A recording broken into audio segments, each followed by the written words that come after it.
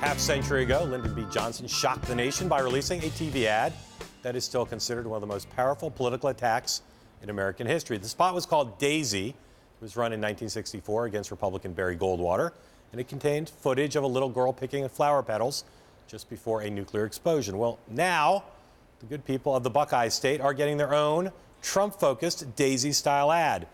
The spot is called Careful. Take a look. One nuclear bomb can kill 1 million people. That's more than all the men, women, and children living in Columbus, Ohio. They're hearing a guy running for president of the United States talking of maybe using nuclear weapons. Nobody wants to hear that about an American president. Why are we making them? Why do we make them? Why do we make them? Why do we make them? The shadowy, well-funded super-PAC that's running that ad, 52nd Street Fund, plans to put down at least $725,000 to air the spot in Ohio. The news here includes the identity of the man behind this effort. Former New Jersey Senator, one-time Democratic presidential candidate, Bill Bradley, is a well-known hater of super PACs. Senator Bradley joins us now to explain what made you start a super PAC to go after a presidential candidate with a negative ad. Well, you know, Mark, I think the nuclear issue transcends all issues. Because if a president miscalculates, misreads the intent of the enemy, if a president doesn't have the leadership skills to diffuse a crisis before it gets to the nuclear level, then it doesn't matter what his position is on other issues, whether it's campaign finance reform or abortion or trade or immigration, because we'll all be toast. And I happen to think that that's an important thing for people to ask. Who do I trust with my life? And I think that's for Republicans to ask as well as Democrats, because we're dealing here with a very, very serious issue. And I think about Donald Trump, and I say, you know, he does not have the ability or the experience to be able to diffuse a crisis diplomatically. So why not just go to Ohio and maybe give some speeches about this? Why engage in the kind of big money politics with a super PAC that you've derided? Because I think that this is the best way to reach people, the most powerful way. You've heard me speak, right? I'm not going to sweep the crowds, that's for sure. But this is something you might ask, well, how did this come about? Well, for almost a year, I watched the outrageous innuendos of Trump, the slurring of African Americans, Latinos, and Muslim Americans, the denigrating of women, the attacking of the Gold Star family and by analogy the military, threatening to put his opponent in prison, attacking the American democracy with not saying whether he's going to abide by the result, saying dangerous things all the time. And I said, I'm appalled. What can a citizen do?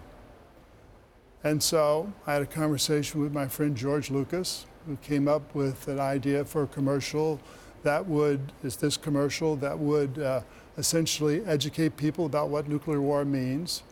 I then took it to another friend, an agency in Boston, who produced it.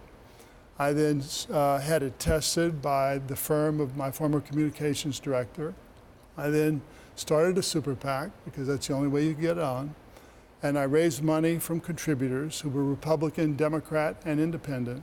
And we've bought time in Ohio for people to contemplate what might happen if Donald Trump was in a position with his finger on the nuclear button. Creative director George Lucas, that's pretty good. That's not bad. I want to get to the question about testing this ad, right? Because there have been a variety of things that Trump has said on foreign policy that have struck many people as dangerous. A lot of Republican foreign policy experts have condemned him. The nuclear issue seems to me to be obviously a big one, right? But it's amazing to me that that people don't discuss it more, that it's not gotten more traction out there, that he's kind of in favor of nuclear proliferation. Is this a thing that actually still resonates in today's world as a real threat? Well, I think so. I mean, Bill Perry, a former Secretary of Defense, said we're closer to nuclear war today than during the Cold War, and that people are blissfully unaware of the danger. Right. So this is to make it clear to people that this is a danger. Right, but this is the kind of question I have, though, is that for whatever reason, people no longer, it seems to me, people are fixated on terrorism. They're fixated on ISIL. They're fixated on domestic terrorism. There's not a wide discussion of this. So is an ad in Ohio going to solve that? Well, the question here is not just nuclear weaponry. Right. The question is the person who would be in charge of those nuclear weapons. Once the president says the missiles are gone, they're gone. They can't pull them back. And I think that, as I said, there's a question of, personality. Donald Trump is erratic. He is undisciplined. He lashes out. That's not the kind of person that I think we want to have with the finger on the nuclear button. I think you need somebody who is steady, not somebody who is impulsive. And the real question here is also focus. I mean, look at Donald Trump in his 3 debates. How long did he focus in the debate? Maybe 30 minutes, maybe 40, maybe an hour. He didn't even focus an hour and a half. And if you're president of the United States in a nuclear age, you have to be able to focus 24/7. And I don't think he can do it, and that's why I think he's a danger to America. We've got about a minute left in this segment. You talked about watching Trump over the course of the campaign, but you two have a history going back to tax reform period. Just talk a little bit about that and what impressions you think he took about you and you of him.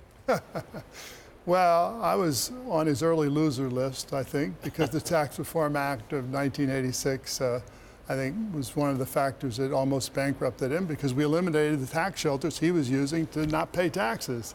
So that was the origin. Then there was an issue related to his casinos in Atlantic City, which he thought the answer was sports gambling. Well, I don't like sports gambling, so I passed a law to prohibit sports gambling, which, also didn't please him too much.